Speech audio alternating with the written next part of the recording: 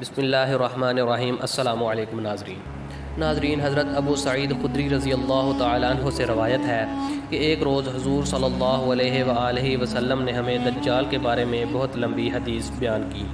اس حدیث کی اثناء میں آپ صلی اللہ علیہ وآلہ وسلم نے فرمایا، دجال نکلے گا اور مدینہ کی گھاٹیوں میں داخل ہونا اس پر حرام ہوگا۔ وہ مدینہ کے قریب بعض بنجر زمینوں میں چلا جائے گا۔ دوسری جانب ارشاد ہے، دجال آئے گا لیکن اس کے لیے مدینہ میں داخل ہونا ممنوع ہوگا۔ وہ مدینہ کے مضافات میں کسی بنجر علاقے میں خیمہ زن ہوگا۔ ایک اور روایت میں ہے کہ انس بن مالک رضی اللہ تعالی عنہ بیان فرماتے ہیں کہ نبی صلی اللہ علیہ وآلہ وسلم نے فرمایا، مکہ اور مدینہ کے علاوہ کوئی علاقہ ایسا نہیں ہوگا جسے دجال نہ رون سکے۔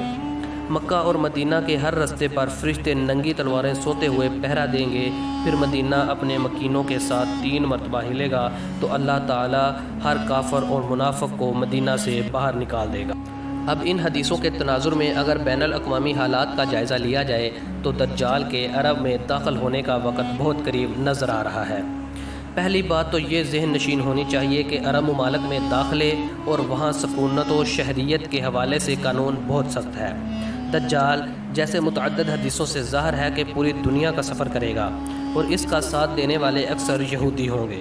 اب حالیہ دنوں میں اسرائیل و عرب ممالک کے درمیان امن معاہدے ہو رہے ہیں اور اس میں وقت کے ساتھ دیگر اسلامی ممالک بھی شامل ہوتے جا رہے ہیں۔ حیرت کی بات یہ ہے کہ اس معاہدے کے اثرات بہت جلد رونما ہو رہے ہیں اور عرب ممالک کسی بھی ہچکچاہٹ کے بغیر اس کو اہلا و سہلا کرتے نظر آ رہے ہیں۔ یقیناً یہ سب دجال کے عرب میں داخل ہونے پر منتج ہوگا، کیونکہ دجال غیر قانونی طریقے یا چوری چھپے تو عرب میں داخل ہونے سے رہا۔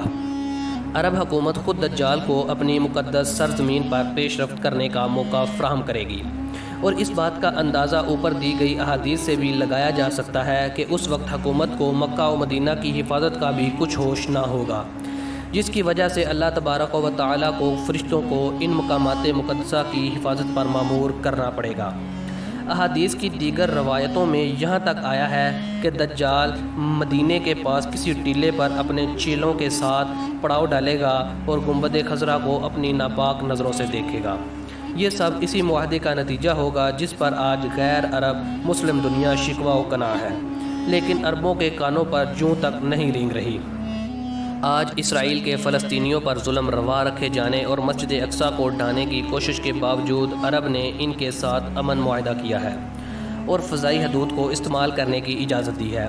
کل یہی عرب اس کو سرزمین پر اترنے کا موقع دے گا اور پھر وہاں سکونت اختیار کرنے کی اجازت دے گا، مگر مجال ہے جو عرب اسرائیل کو اس کے شر سے باز رکھنے کی کوشش کرے، فلسطینی معصوم بچوں اور نوجوانوں کو قتل کرنے پر ٹوک دے، یا سرحدی حدود کی غیر قانونی توسیع اور وہاں کے مقامی مسلمانوں کو بے گھر کرنے پر کمزور ہی صحیح مگر احتجاج کرے، مگر عرب ان تمام چیزوں سے لاپرواہ اور لاغر نظر آتے ہیں۔